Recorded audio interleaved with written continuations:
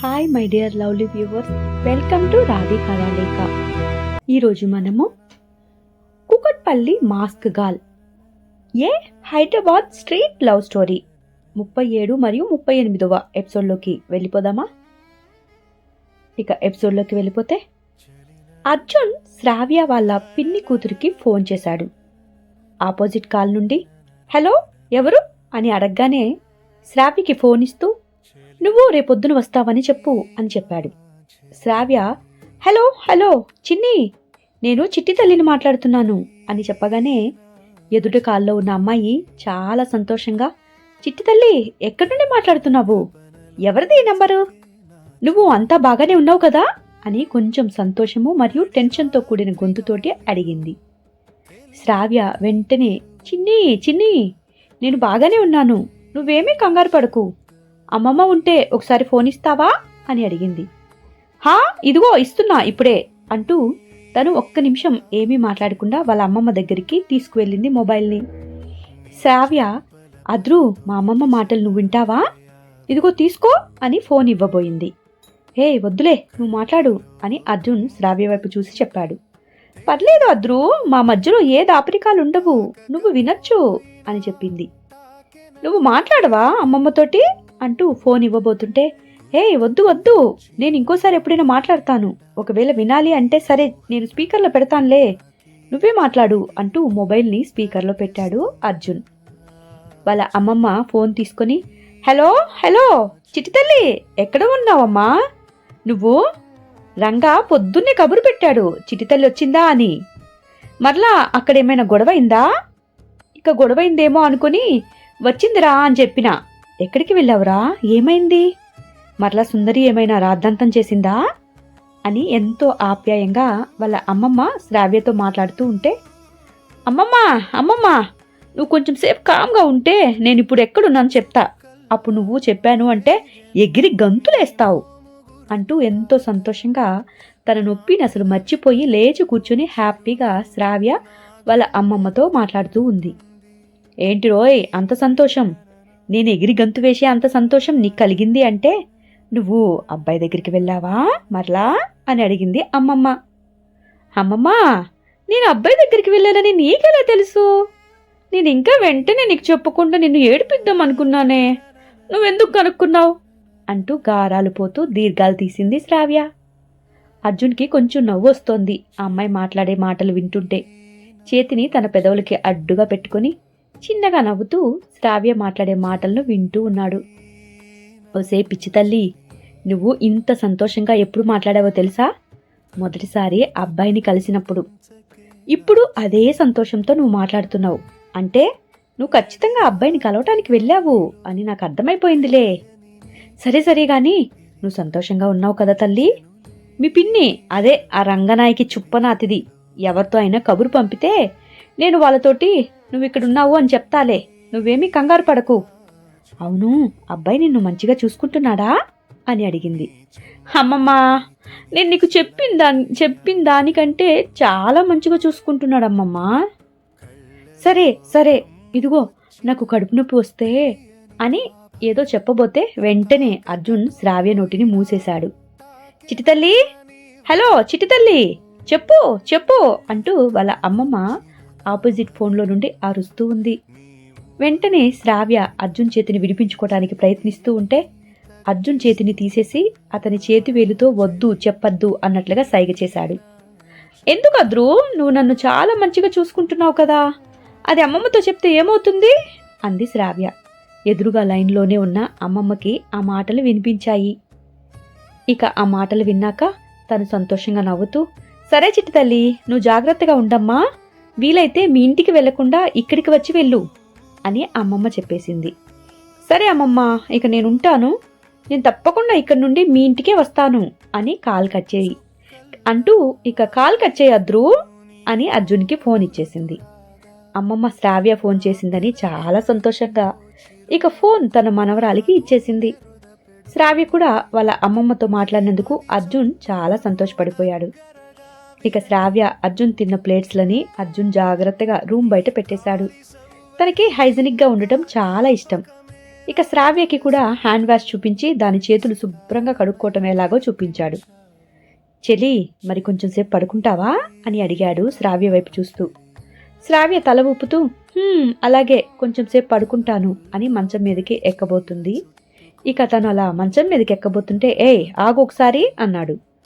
ఇందాక నేను చూపించాను కదా, సో అలాగే ఇప్పుడు నువ్వు ప్యాడ్ని మార్చుకోవాల్సిన సమయం వచ్చింది. ప్రతి 4 అవర్స్కి ఒకసారి లేదంటే 5 అవర్స్కి ఒకసారి నువ్వు దాన్ని చేంజ్ చేయాల్సి వస్తుంది. నేను వాటి గురించి సెర్చ్ చేసినప్పుడు దానిలో ఇది పర్టికులర్గా చెప్పారు. అర్థమైంది కదా? అసలు ఒక్క రోజులో మొత్తంలో అట్లీస్ట్ 4-5 టైమ్స్ మార్చుకుంటే చాలా హెల్తీగా ఉంటారట లేడీస్. అర్థమైంది కదా? సో నేను నీకు ప్యాంటీస్ కూడా డజన్ తెప్పించేశాను. నేను ఇందాకే ఎలా చేశానో ఒకసారి నువ్వు నా కళ్ళ ముందు దాన్ని స్టిక్ చేసి చూపించు, అప్పుడు నేను నీకు వచ్చింది అని తెలుసుకుంటాను అన్నాడు. తను కొంచెం ఆలోచిస్తూ నాకు వచ్చిందనే అనిపిస్తోంది, మళ్ళా రాలేదు అనిపిస్తోంది, అయినా కూడా నేను ప్రయత్నిస్తాను అంటూ బెడ్ పక్కన ఉన్న కవర్ తీసుకొని ఆ ప్యాంటీస్ అన్నీ చూసుకొని ఒక్కసారిగా మంచం మీద పరిచిపెట్టేసింది. హే ఏం చేస్తున్నావు? ఎగ్జిబిషన్ ఏమైనా పెడుతున్నావా ఏంటి? ఎందుకు బెడ్ మీద అంతా అలా పరిచిపెట్టావు వాటిని అని అడిగాడు అర్జున్ వాటి వైపు చూసి బెడ్ మీదకి వస్తూ. ఆహా, ఎగ్జిబిషన్ కోసం కాదు అద్రు, ఇది భలే చక్కగా ఉన్నాయి కదా, సూపర్ కలర్లో. దీనిలో ఇప్పుడు ఏ కలర్ వేసుకుందామా అని నాకు తెలియటం లేదు. ఈ రెడ్ కలర్, నో వైట్ ఫ్లవర్స్తో ఉన్నది కదా, ఇది వేసుకోనా? లేదా ఈ ఎల్లో కలర్ గీతలుగా ఉంది కదా, ఇది చాలా బాగుంది, దీన్ని వేసుకోనా అంటూ అదేదో ఒక పెద్ద సమస్యలాగా ఆమె చేతిని గడ్డం కింద పెట్టి అలాగే ఆలోచిస్తూ కూర్చుంది. అర్జున్ నవ్వుతూ ఏం జోక్యం చేసుకోకుండా తను కూడా తల కింద చెయ్యి పెట్టుకొని అలాగే పడుకొని శ్రావ్య వైపు చూస్తూ ఉన్నాడు. ఇక అలాగా 2-3 కలర్స్ని డిజైన్స్ని చూస్తూ నాకైతే తెలియటం లేదు, నాకు అర్థం కావటం లేదు, అన్నీ బాగున్నాయి, అన్నీ వేసుకోవాలనిపిస్తుంది. అద్రు నువ్వు చెప్పు, నేను ఇప్పుడు ఏం వేసుకోమంటావు అంటూ చేతి వేళ్ళని వాటి వైపు చూపిస్తూ అద్రు వైపుకి మొహం తిప్పి అడిగేసింది శ్రావ్య. దీనిని కూడా ఎవరైనా అడుగుతారా చెప్పు? నీకు ఒకటి తెలుసా, జనరల్గా అమ్మాయిలు అసలు వీటిని అబ్బాయిల ముందు కనిపించకూడదని దాపెట్టుకుంటారు. కానీ నువ్వేమో వీటన్నిటిని పరిచిపెట్టి నా ముందే చూపిస్తూ ఇంకా పైపెచ్చు నన్ను అడుగుతున్నావు ఏదేసుకోవమంటావు అని. నీకు కొంచెం కూడా సిగ్గుగా అనిపించటం లేదా నా ముందు ఇలా చూపించటానికి అని అడిగాడు అర్జున్ శ్రావ్యని చూస్తూ. శ్రావ్య అర్జున్ ఆ మాటలు అనగానే అర్జున్ వైపు చూస్తూ, ఎందుకు నువ్వు అలా అంటున్నావు? నాకు సిగ్గు ఎందుకు ఉండాలి చెప్పు? నువ్వేమైనా బయట వాడివా ఏంటి అని ఒక్క క్షణంలో మౌనంగా అయిపోయింది. ఏంటి, ఏమైంది? మళ్ళా ఏదో మాట్లాడబోతున్నా మధ్యలో ఆపేశావు ఏంటి? ఏం ఆలోచిస్తున్నావు అన్నాడు అర్జున్ శ్రావ్య వైపు చూస్తూ. అంటే అంటే నిజానికి నువ్వు నా వాడివి కూడా కాదు కదా, అంటే నువ్వు బయట వాడివి అవుతావా అని మౌనంగా అడిగి ఊరుకుంది. పిచ్చి, నీకు ఇందాకే చెప్పా కదా, నువ్వు నా దానివి కాదు, కానీ నేను మాత్రం నీవాణ్ణే, అర్థమైంది కదా? నేను నీ దగ్గర ఉన్నంత వరకు నీవాణ్ణే, సో బయట వాణ్ణే ఏం కాదులే అని చెప్పాడు. చిన్నగా పెదాల మీదకి నవ్వు వస్తున్నా కూడా రానివ్వకుండా కొంచెం కోపాన్ని నటిస్తూ అలాగే ఆపుకుంటూ. అదే కదా మరి, నాకు తెలుసు నువ్వు బయటవాడివి ఏమి కాదు, నా వాడివే, అందుకే కదా నేను నీ ముందు చూపిస్తూ అడుగుతున్నాను. అయినా కూడా నువ్వు నన్ను చూడకుండా ఏం లేవు కదా, అంత చూసేసావు కదా, అంత అంటే ఇంకా అసలు నా మీద ఏమి లేనప్పుడు కూడా చూసేసావు కదా, మరెందుకు నేను సిగ్గుపడాలి నీ ముందు అంది అర్జున్ మీదకి వస్తూ. సరేలే, నిజమేలే, సరేలే, ఇదిగో ఈ పర్పుల్ కలర్ ఉంది కదా, ఇది వేసుకోపో అని పక్కనే ఉన్న తన చేతికి అందిన ఒక ప్యాంటీని తీసి శ్రావ్యకి ఇస్తూ చెప్పాడు. శ్రావ్య అది తీసుకొని వాష్రూమ్లోకి వెళ్ళబోతుంటే ఆగు అన్నాడు. శ్రావ్య వెనక్కి తిరిగి ఏంటి అన్నట్లు చూసింది. ఏంటి అదొక్కటే తీసుకుని వెళ్తున్నావు అని అడగగానే నువ్వే కదా చెప్పావు మార్చుకోమని అని తలదించుకుని చిన్నగా ఏదైనా తప్పు చేశానా అన్నట్లుగా చూస్తూ అడిగింది చిన్నగా అర్జున్ వైపు చూస్తూ. అవును, ఇట్రా, ఇలా కూర్చో అని చెప్పగానే శ్రావ్య మరలా వెనక్కి వచ్చి ఏమైంది, నువ్వే కదా నన్ను మార్చుకోమన్నావు, మళ్ళా ఎందుకు పిలిచావు అని మూతిని ముడుచుకుంటూ ఆ ప్యాంటీని ఆనందంగా చూసుకుంటూ అడిగింది. అర్జున్ చిన్నగా శ్రావ్య తల మీద కొడుతూ కవర్లో నుండి ప్యాడ్స్ ప్యాకెట్ని బయట పెడుతూ, నేను మార్చుకోమంది దీనిని, నువ్వు అదొక్కటే పట్టుకుని వెళ్తే ఎలా కుదురుతుంది అన్నాడు. అప్పుడు శ్రావ్య, హా అవును కదా, నువ్వు ఇది కదా అసలు చెప్పావు అంటూ తీసి దానిని అటు ఇటు తిప్పింది. ఎలా చేయాలి అన్నట్లుగా. అర్జున్ అలాగే కళ్ళని చిన్నగా చేస్తూ, ఏంటి మర్చిపోయావా అప్పుడే? సరే నా మొబైల్ ఓపెన్ చెయ్యి అన్నాడు. అది పాస్వర్డ్ అడిగింది. అర్జున్ ఫింగర్ ప్రింట్స్ని పెట్టి ఓపెన్ చేసి ఇచ్చాడు. తనకి ఒక యాప్ చూపిస్తూ, ఇదిగో నీకు ఎప్పుడు ఏది కావాలైనా సరే ఇది ఇట్టి చిటికలో చెప్పేస్తుంది, అర్థమైంది కదా అని చూస్తూ ఆమెకి మరొకసారి ఎలా దానిని వాడాలో వీడియో ఓపెన్ చేసి చూపించేశాడు. ఇక 37 ఎపిసోడ్ అయిపోయింది. ఇక్కడితో ముగిసిపోయింది కదా. నెక్స్ట్ ఎపిసోడ్లో ఏం జరగబోతుంది? ఈ శ్రావ్య పాప అర్జున్ని ఎలా విసిగించేస్తుంది వినడానికి మీరు సిద్ధంగా ఉన్నారా? మరిక ఆలస్యం ఎందుకు, 38 ఎపిసోడ్ కూడా ఈరోజే వినేద్దాం. ఇక ఎపిసోడ్లోకి వెళ్ళిపోతే, శ్రావ్య అర్జున్ చెప్పినట్లు చూసి నేర్చుకుంది. సరే ఇప్పుడైనా గుర్తుందా, మరలా మర్చిపోతావా అని అడిగాడు అర్జున్ శ్రావ్య వైపు చూసి చిన్నగా నవ్వుతూ. ఇంకా మర్చిపోను, ఇప్పుడు నేనే చేస్తున్నా కదా, ఇందాకంటే బాగా నొప్పిగా అనిపించింది అప్పుడు, అసలు నువ్వేం చెప్తున్నావు కూడా నాకు అర్థమే కాలేదు, అందుకే నేర్చుకోలేదు, కానీ ఇప్పుడు కొంచెం నొప్పిపోయింది కదా, అది కాక నేనే కదా చేస్తున్నాను, నాకు ఇప్పుడు బాగా గుర్తుంటుంది, థ్యాంక్స్ అద్రు అంటూ అర్జున్ బుగ్గ మీద ఒక ముద్దు పెట్టేసింది గట్టిగా. అర్జున్ నవ్వుతూ, సరే సరేలే వెళ్ళి ఫ్రెష్ అయిపోరు అపో, ఒకవేళ నీకు చిరాకు అనిపిస్తే స్నానం కూడా చేసేసే, చక్కగా పో, చక్కగా స్నానం చేసిరా అని చెప్పాడు. అప్పుడు శ్రావ్య, స్నానం చెయ్యాలా? స్నానం చెయ్యాలి అంటే నాకు బట్టలు ఉండాలి కదా, నాకు ఇంకొక డ్రెస్ లేదు కదా అని అడిగింది. నీకు 2 నైట్ డ్రెస్ తెప్పించానులే, ఇంకొకటి కావాలి అంటే కవర్లో ఉంది చూడు అన్నాడు అర్జున్. అవునా, సరే అయితే, కానీ ఇప్పుడు వద్దులే, ఇప్పుడు చెయ్యనులే, నేను నైట్ పడుకునే ముందు చేస్తా అని చెప్పింది. సరే సరే నీకు కంఫర్ట్ ఎలా అనిపిస్తే అలా చెయ్యి, కానీ బట్టలు లేవు అనుకుని మాత్రం ఆగకు, కావాలంటే మరలా నేను నీకు ఆర్డర్ చేస్తా, 10 నిమిషాల్లో వచ్చేస్తాయి, సో నువ్వేమీ వాటి గురించి అస్సలు థింక్ చేయకు అన్నాడు. సరే సరే నేను నా ప్యాడ్స్ని మార్చుకొని వస్తాను అంటూ తను వాష్రూమ్లోకి వెళ్ళిపోయింది. పిచ్చి మొహంది, ఏది చెప్పాలో ఏది దాపెట్టుకోవాలో కూడా తెలియదు, ఎట్లా బతుకుతుందో ఏంటో అనుకున్నాడు ఆమె వాష్రూమ్లోకి వెళ్తుంటే అర్జున్ ఆ అమ్మాయి వైపే చూస్తూ. తను ఒక్క 5 మినిట్స్ తర్వాత ఫ్రెష్ అయిపోయి చక్కగా ముఖం కూడా కడుక్కొని బయటికి వచ్చింది. నిజంగానే నువ్వు చెప్పినట్లు చాలా ఫ్రెష్గా ఉంది, కానీ నాకు ఇప్పుడు చాలా పెద్ద సమస్య వచ్చి పడింది అని చెప్పింది అక్కడే నిలబడుతూ. అర్జున్ శ్రావ్య వైపు చూస్తూ, పెద్ద సమస్యనా, ఏంటది అన్నాడు. ఏంటి అంటే, ప్రతి ఒక్క చిన్న విషయం నీతో ఎలా చెప్తాను, చండాలంగా ఉంటుంది కదా, కొన్ని నీతో చెప్తే అది కొంచెం చిన్నగా అంటూ చిరాగ్గా మొహం పెట్టుకుంటూ చెప్పింది అలాగే నిలబడి. అర్జున్ లేచి ఆమె దగ్గరికి వచ్చి ఆమె భుజం చుట్టూ చెయ్యి వేసి, పర్లేదులే చెప్పు, చండాలమేమీ లేవు నీ దగ్గర నా దగ్గర, మన ఇద్దరం రాత్రి చేసిన పని కంటే ఇబ్బందిగా ఉంటుందా ఏంటి, ఏ పనైనా ఏదైనా ఉందా నీకు నాకు మధ్యలో అన్నాడు. ఒక్క నిమిషం ఆలోచించి, అవును కదా నిజమే, నువ్వు చెప్పింది అదే అన్నిటికంటే చండాలం అంది ఒక్కసారిగా.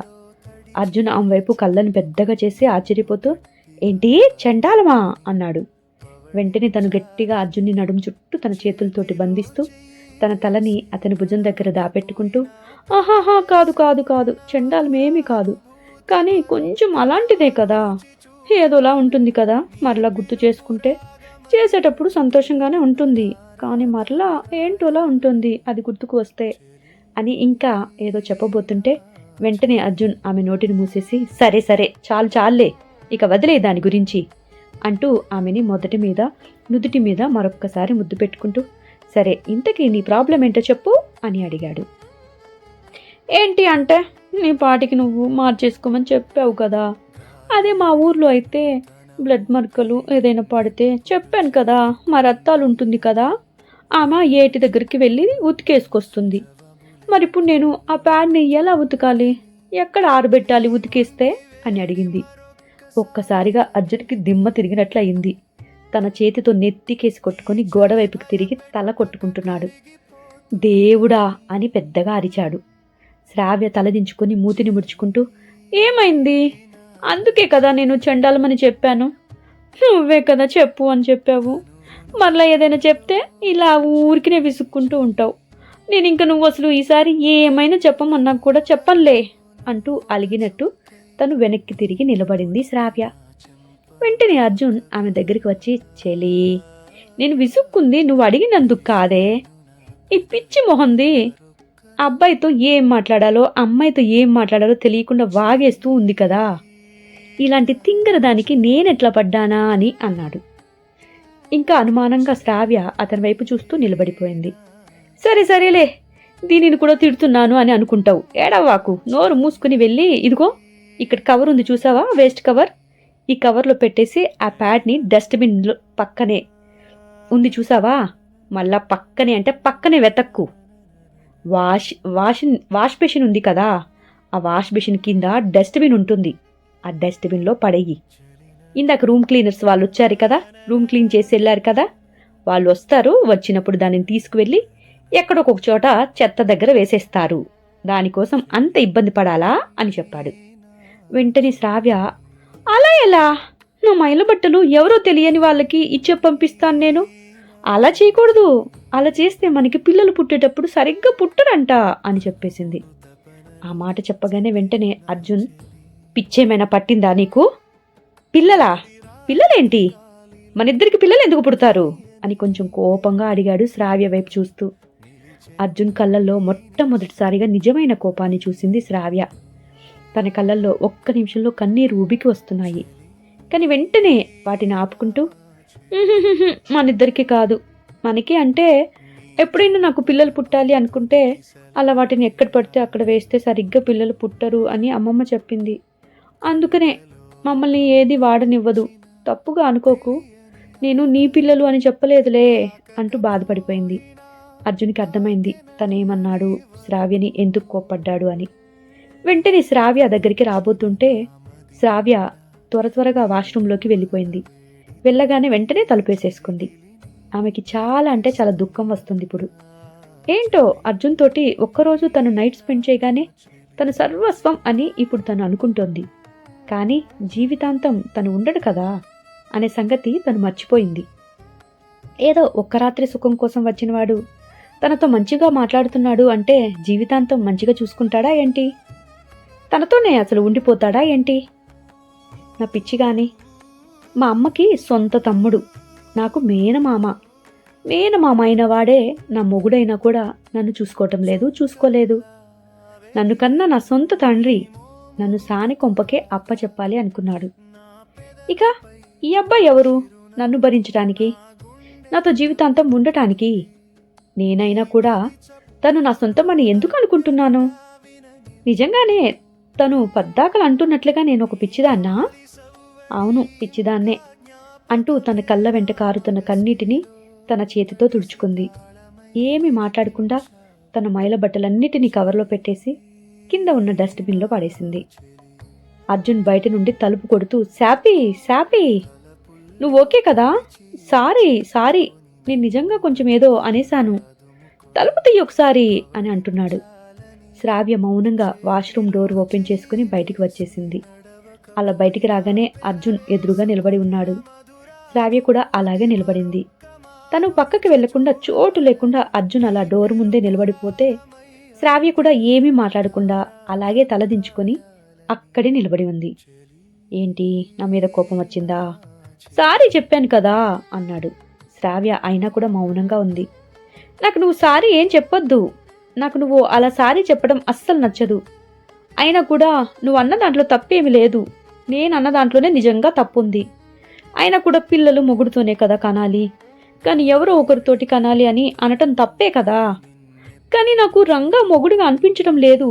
నేను నిన్ను కలిసిన అప్పటి నుండి నువ్వు నాతోటి అన్నీ చేసేసావు కదా, నాకు నువ్వే మొగుడుగా అనిపించావు. కానీ నేనేమి ఎవరితో చెప్పనులే, నా మనసులో వరకే నువ్వే నా మొగుడివే అనుకుంటాను అంతే అని తలదించుకుంది. అర్జున్కి అస్సలు అర్థం కాలేదు అలా శ్రావ్య అంటుంటే ఏం చెప్పాలో. అసలు తను ఎక్స్పెక్ట్ కూడా చేయలేదు ఇంత దూరం దాకా తను వస్తుందని. అర్జున్ కూడా ఆమెని ఇంత దూరం వెళ్లేదాకా తీసుకువెళ్తాను అని ఎప్పుడు ఊహించలేదు తను. ఎంతో మంది అబ్బాయిలు అడుగుతూనే ఉంటారు, అరే అందరు అమ్మాయిలు నీతో చూస్తూ ఉన్నా నువ్వెందుకురా నేహ చుట్టే తిరుగుతూ ఉంటావు అని. నిజమే, తనకి చాలామంది అమ్మాయిలు డైరెక్ట్గా ప్రపోజ్ కూడా చేశారు. కొంతమంది అయితే ఏకంగా ఒక నైట్ నాతో వస్తావా అని కానీ అన్నారు. కానీ ఎప్పుడు అర్జున్ ఎవరితో వెళ్ళలేదు. అంత దాకెందుకు, పెళ్లికి ముందు ఇలా చేయటం నేహతో కూడా అర్జున్కి ఇష్టం లేదు. అందుకే ఆ రోజంతా అన్కంఫర్టబుల్గా ఉండి నేహతో సరిగా బిహేవ్ కూడా చేయలేదు, నేహకి తను బ్రేకప్ చెప్పేదాకా. దానివల్లే కదా నేహతో ఆ రోజు దూరం అవ్వాల్సి వచ్చింది. ఎవరో తెలియని మరొక అమ్మాయితో దగ్గర అవ్వాల్సి వచ్చింది. అసలు ఏంటి నేను? ఎవరు ఈ అమ్మాయి? నేనెందుకు ఈ అమ్మాయికి ఎడిక్ట్ అవుతున్నాను? అనవసరంగా అమ్మాయి కూడా లేనిపోని ఎమోషన్స్ని క్రియేట్ చేస్తున్నానా? ఇప్పటికే తలకు మించి నన్ను నెత్తి మీద కూర్చున్న నేహానే ఎలా దించుకోవాలో తెలియటం లేదు నాకు. అసలు తనని నా మనసులో నుంచి ఎలా పోగొట్టాలో కూడా నాకు తెలియటం లేదు. అమ్మాయిని మర్చిపోవాలన్నా మర్చిపోలేకపోతున్నాను. ఇంకా మర్చిపోలేదు కూడా. అప్పటికే మరలా ఇప్పుడు ఈ అమ్మాయితోటి నేను రిలేషన్ పెంచుకుంటే చిచి, నా లైఫ్, నా గోల్స్ అన్నీ వేస్ట్ అయిపోతాయి. ఎట్టి పరిస్థితుల్లో తనకి ఎటువంటి హోప్స్ నా మీద ఉంచకూడదు. అసలు నా మీద ఏ ఫీలింగ్స్ లేకుండా కలిగేలా కూడా నేను ప్రవర్తించకూడదు అని శ్రావ్య వైపు చూస్తూ మనసులో ఆలోచిస్తూ ఉన్నాడు. హాయ్ గైస్, 37వ ఎపిసోడ్ అయిపోయింది. అసలు అర్జున్ ఎందుకు ఇంత కన్ఫ్యూజ్గా ఉంటున్నాడు? అర్జున్ అలా ఉంటాడా, లేదంటే ప్రతి ఒక్క అబ్బాయి అలాగే ఉంటున్నారా ఇప్పుడు? ఓకే, ఈ సిరీస్ ఎవరైనా అబ్బాయిలు చూస్తే మీ మనస్తత్వం ఎలా ఉంటుంది ఒక అమ్మాయి మీ లైఫ్లోకి వస్తే అనేది కామెంట్ చేసేయండి. అమ్మాయిలు, మీరు చూస్తూ ఉంటే మీతో కూడా ఎవరైనా ఇలాగే ప్రవర్తిస్తున్నారా? అటు ఇటు తేల్చని అయోమయంలో పెడుతూ అది కూడా కామెంట్ చేసేయండి. లైక్, కామెంట్, అలాగే వీలైతే ఇంకా బాగా నచ్చితే నా స్టోరీని షేర్ చేయటం మర్చిపోకండి మీ ఫ్రెండ్స్ తోటి. ఇంకా బాగా నచ్చితే థ్యాంక్స్ అనే ఆప్షన్ ఉంటుంది, దానిని కూడా వాడుకోవచ్చు. నా దాంట్లో ఎవరు ఫస్ట్ జాయిన్ అవుతారని నేను చాలా ఇంట్రెస్టింగ్గా ఎదురు చూస్తున్నాను. వీలైతే నా ఛానల్కి సభ్యులుగా కూడా జాయిన్ అవ్వవచ్చు. Thank you guys. మరలా తిరిగి నెక్స్ట్ ఎపిసోడ్లో కలుద్దామా? ఇక అర్జున్ శ్రావ్య ముచ్చట్లు ఎలా ఉండబోతున్నాయో చూసేద్దాం. ఉంటాను, బాయ్.